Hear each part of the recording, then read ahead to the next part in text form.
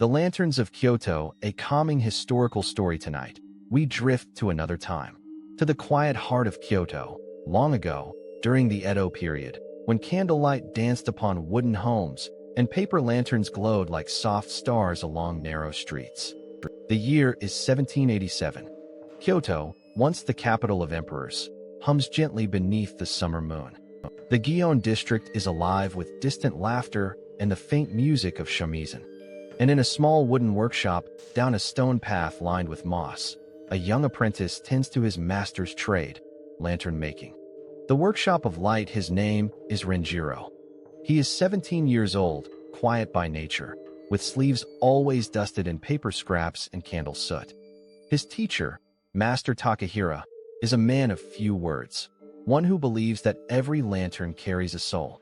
Renjiro kneels on a tatami mat, smoothing thin rice paper across a bamboo frame. His fingers move with careful grace. Each movement, dip of the brush, fold of the edge, tie of the string, feels like a whisper of time itself. Outside, the faint murmur of the Kamo River drifts through the open shoji screen. Fireflies float beyond, tiny spirits dancing above the water. Renjiro breathes in. The scent of glue, the smoke of melted wax, the warmth of the oil lamp beside him, all merge into the rhythm of night. Master Takahira's voice breaks the stillness. "Do not rush, boy." A lantern made in haste burns quickly and dies young. Renjiro bows his head and nods. He knows his master is right. In their craft, patience is the key, for these are not just decorations. These lanterns will soon light the Gozen no Okurabi Festival, Kyoto's ancient fire festival, where the mountains surrounding the city are lit with enormous bonfires in the shape of sacred characters. That night, thousands of lanterns will float on rivers and hang in doorways, each carrying a wish for departed souls. And Renjiro wishes, more than anything, to make one worthy of that night. The streets of Kyoto the next morning, the sun rises over tiled rooftops and temple bells ring in the distance. Kyoto wakes slowly. Merchants roll up bamboo blinds. The smell of miso soup fills the alleys, and couriers clatter over wooden bridges. Renjiro walks through the Nishijin district, carrying bundles of paper and string from local markets. The city hums in harmony. Each sound soft, balanced, familiar. He stops by a small stall where a woman sells colored dyes, indigo, vermilion, and saffron yellow. "Your master's lanterns are famous this year," she says kindly, handing him a jar of pigment. "The nobles say they shimmer like moonlight on water." Renjiro blushes, shaking his head. "That is all master's work. I only help," but she smiles knowingly. "Even the moon needs someone to hang it in the sky."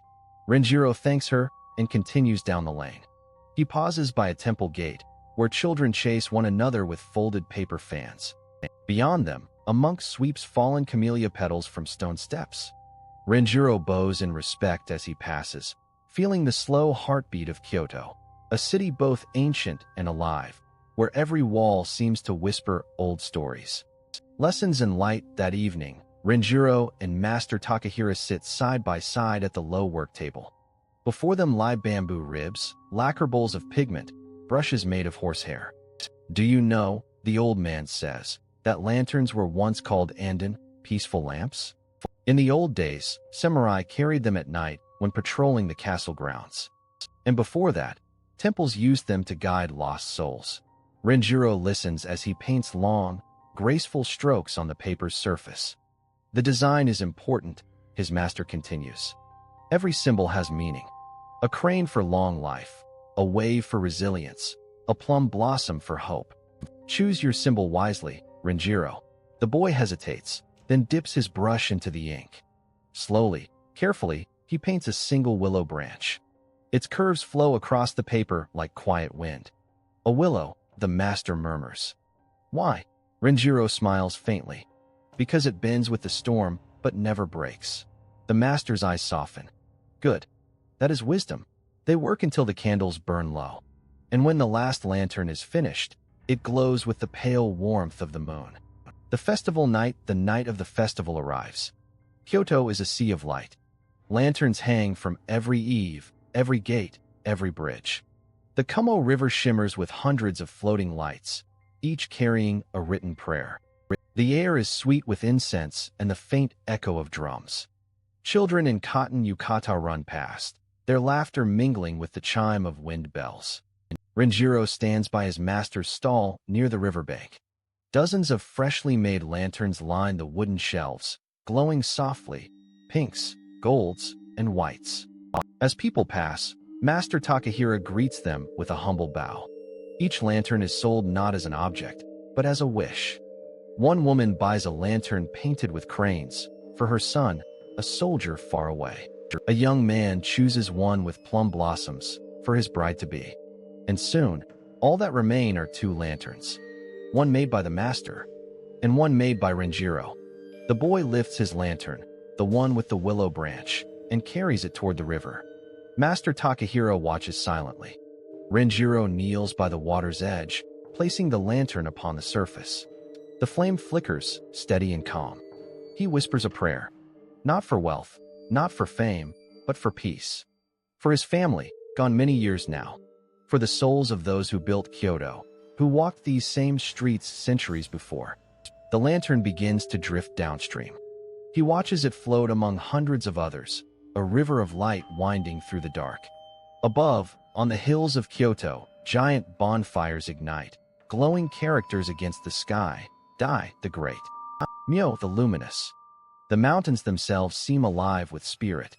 Renjiro feels something shift within him, a quiet, wordless joy. As if every light, every spark, every glowing lantern were part of one endless heartbeat. Reflections and memories later that night, when the crowds fade and the river grows still, Renjiro and his master sit on the bank. The old man sips tea from a bamboo cup. The boy leans back, watching the reflection of stars tremble on the water. Do you know, Renjiro, the master says softly, our craft began over 600 years ago. Lanterns were brought from China during the Heian period. At first, only temples used them. Later, the nobles. But the true beauty came when the people made them their own. He looks toward the floating lights. Each one of those carries a story, a memory. When we make lanterns, we are not just shaping paper. We are shaping remembrance. Renjiro nods slowly. The thought fills him with warmth, not of pride, but of purpose. The night grows cooler.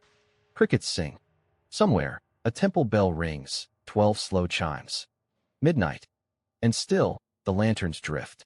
The passing years' time flows, as gently as the river. Seasons turn, spring cherry blossoms, summer rain, autumn gold, winter snow. Renjiro grows older. His hands grow stronger, his craft more refined. When Master Takahira finally retires to the countryside, Renjiro takes over the workshop. Kyoto changes slowly. The streets see new merchants, new fashions, even new lamps made with glass and oil. But still, people come to Renjiro for paper lanterns. Each year, during the festival, he makes one special lantern, always with the symbol of the willow branch. He never sells it. He always sets it upon the river himself. The legacy of light many years later, a young boy, Renjiro's apprentice now, sits in the same workshop, cutting paper by lamplight. Renjiro, his hair now silver, watches with the same patience his master once showed him. Sensei, the boy asks, why do we still use paper when glass lasts longer? Renjiro smiles. Because glass traps light, but paper breathes with it. He lifts a half-finished lantern and holds it up. The candle within flickers softly, casting shifting shadows. See how it moves? Like the wind in the trees, like thought, like life itself. The boy nods, eyes wide. And for a moment, Renjiro sees his younger self reflected there, curious, hopeful, full of wonder. Outside, evening falls. The city hums with the same gentle pulse as ever. Renjiro steps outside, carrying the lantern he has just finished, the final willow branch he will ever paint. At the river's edge, he kneels. He sets it upon the surface, watching it join the stream of light. He whispers his prayer once more, the same as all those years ago. May the light never fade. May it pass from hand to hand, heart to heart. The lantern drifts onward, glowing against the dark. And as Renjiro turns to go, he feels the breath of wind, cool, calm, eternal. Kyoto eternal centuries pass. Kyoto grows, changes, rebuilds. Electric lamps replace oil ones. Streets fill with carriages, then with cars. But still, each summer, the lanterns float upon the Como River. Tourists watch, children laugh, monks chant prayers. And somewhere, perhaps unseen, the spirits of the old craftsmen smile. For their light, the light of patience, beauty, remembrance, never truly fades. In every glowing lantern, in every reflected flame upon water, there lives a fragment of Renjuro's wish, a wish whispered beneath a willow branch long ago. Soft music returns, gentle koto and shakuhachi flute. So now, as you rest, imagine the river before you, wide, slow, gleaming with countless lights. Each one drifts onward, calmly, endlessly. The air is warm with summer. You hear the water murmur, the paper rustle, the soft hiss of candles. Breathe with the rhythm of the lanterns. Inhale the scent of night blossoms. Exhale the calm of centuries. The world around you fades into silver and shadow. You are in Kyoto, by the river, beneath the willow trees, and the lanterns drift, carrying your dreams away, softly, silently, into the gentle arms of sleep.